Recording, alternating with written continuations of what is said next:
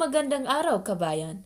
Sa post ni First Lady Liza Marcos sa kanyang Facebook account, isinalaysay niya ang birthday celebration ng Pangulong Ferdinand Marcos Jr. Sa panahon na nasa New York siya, ang Pangulo ay nagbibigay ayuda sa mga homeless. Idagdag pa natin, noong siya'y naninirahan sa Ilocos Norte ay nagbibigay siya ng fishing nets sa kanyang mga kapitbahay. Simulat sa poll, ay mapagbigay itong si Bonggets, aniya ng First Lady Liza Marcos. Recently pa, nagkaroon siya ng feeding program, may birthday salo-salo at medical assistance. Yan po ang kanyang selebrasyon ng kanyang kaarawan.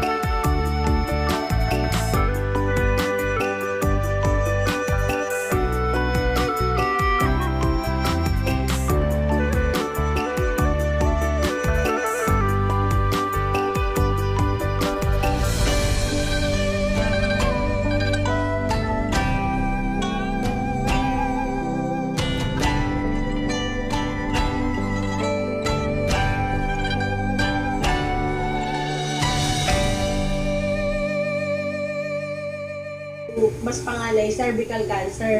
Pagkatapos po, wala pa po isang taon, yung ate ko naman po nandito ngayon na sinamahan ko, breast cancer naman po.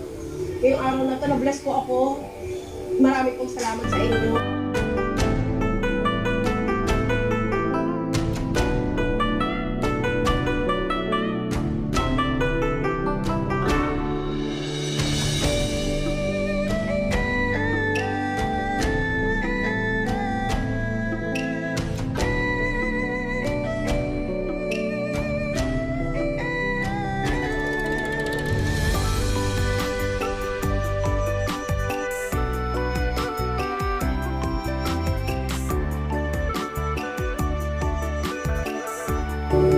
Napili ako mabigyan ng financial assistance.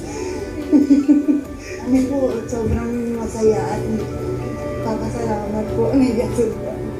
Kasi po, grabe hirap na po nagdanasan po namin. President Bongbong Marcos, binigyan niyo po ako ng biyaya na hindi ko inaasahan.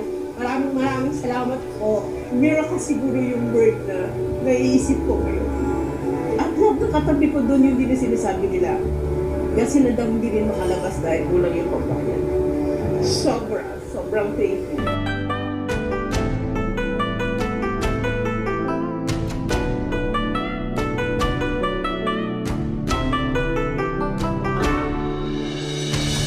Kasi may duty pa ako, tinawagan ako makasama. Kung may extension ka, anong tulungan mo? Sagot ko yung BBM bill. Kasi nga malaki nga yung bill. Tsaka ang daming malaking tulong po ng BBM para sa mga tao na nalalabig sa PGH.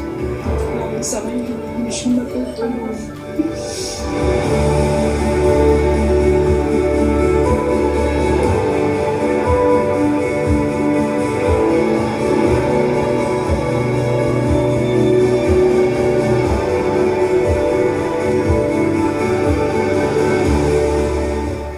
Happy birthday po sa ating mahal na Pangulo.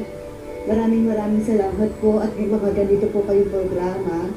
Sana po marami pa po kayong matulungan. Maayos po lahat.